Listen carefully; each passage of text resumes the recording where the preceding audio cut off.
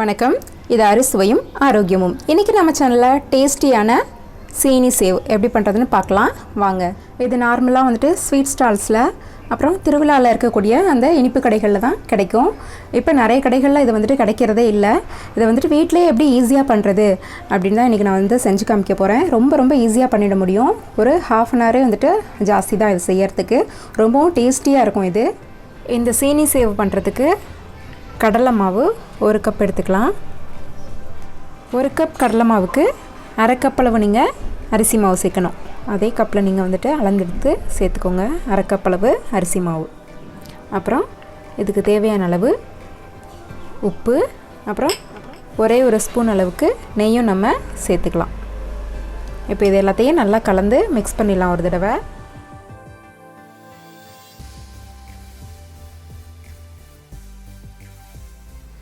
இப்போ இதை நல்லா மிக்ஸ் பண்ணியாச்சு. இப்போ இதில் கொஞ்சம் கொஞ்சமாக நம்ம தண்ணி சேர்த்து இதை பிசைஞ்சு எடுத்துக்கலாம். நமக்கு வந்துட்டு முறுக்கு மாவு பதம், அதாவது நம்ம சப்பாத்தி மாவுலாம் பிசைஞ்சு வைப்போம் இல்லையா, அந்த பதத்துக்கு வந்து இது தேவை. அதனால் மொத்தமாக தண்ணி ஊற்றிடாமல் கொஞ்சம் கொஞ்சமாக சேர்த்து பிசைஞ்சுக்கோங்க.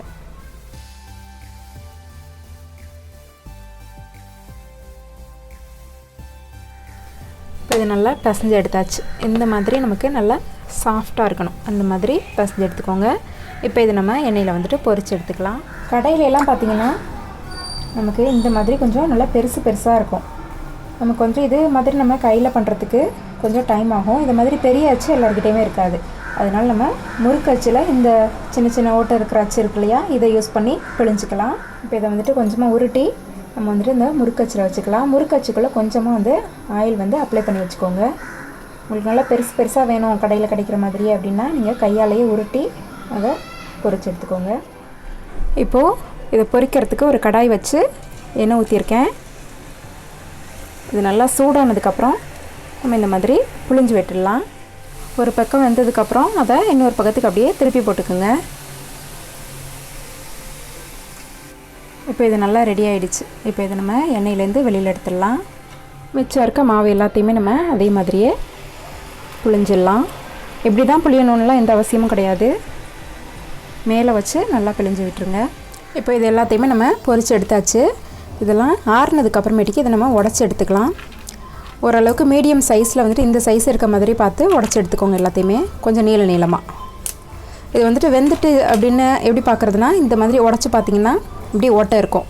அப்படி இருந்ததுன்னா இந்த முறுக்கு வந்துட்டு நல்லா வெந்துடுச்சு அப்படின்னு அர்த்தம்.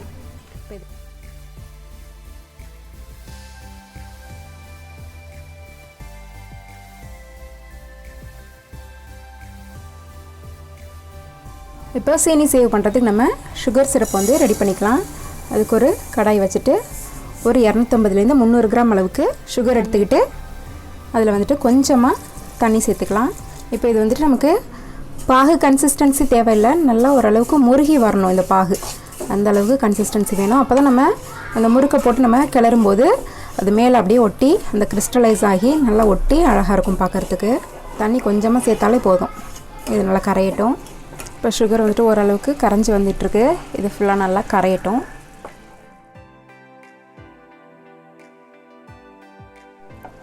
இப்போ வந்து சுகர் நல்லா கரைஞ்சிடுச்சு. இப்போ நல்லா பபிள் ஆகிட்டு வந்துட்டுருக்கு. இன்னும் கொஞ்சம் நேரம் நம்ம வந்து இதை குக் பண்ணிக்கணும். அப்போ தான் நம்ம முறுக்கு போட்டு நம்ம கிளறும்போது அது அப்படியே கிறிஸ்டலைஸ் ஆகி அந்த முறுக்கு மேலே அப்படி இந்த சுகர் வந்து கோட் ஆகும்.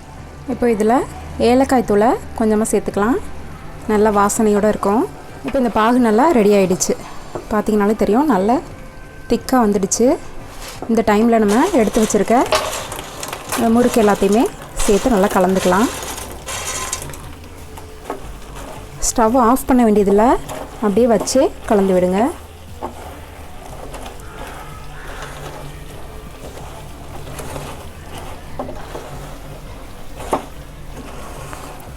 கொஞ்ச நேரத்தில் நமக்கு இந்த முறுக்கு மேலே நம்ம சேர்த்த அந்த ஜீனியெல்லாம் அப்படியே கிறிஸ்டலைஸ் ஆகி வந்துடும்.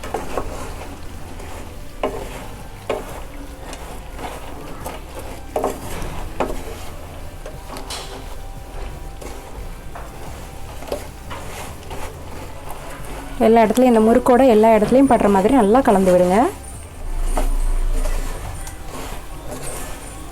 இப்போ பார்த்தீங்கன்னா தெரியும், சுகர் எல்லாமே வந்துட்டு அப்படியே கிறிஸ்டல் ஆகி அப்படியே மேலே வந்துட்டு நல்லா கோட் ஆகிடுச்சு.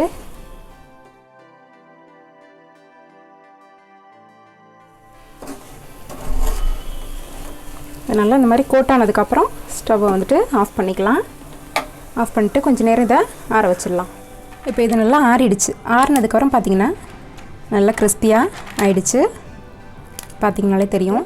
இப்போ இதை நம்ம ஒரு ஏர்டைட் கண்டெய்னரில் போட்டு வச்சுட்டு ஒரு வாரத்துலேருந்து 10 நாள் வரைக்கும் தாராளமாக வச்சு சாப்பிட்லாம். சீக்கிரமாக கெட்டே போகாது. அவ்வளோதான், டேஸ்டியான சீனி சேவு சூப்பராக ரெடி ஆகிடுச்சு. நீங்களும் இதை ட்ரை பண்ணி பாருங்கள். இந்த வீடியோ உங்களுக்கு பிடிச்சிருந்ததுன்னா மறக்காமல் எங்களோட சேனலை சப்ஸ்கிரைப் பண்ணுங்கள்.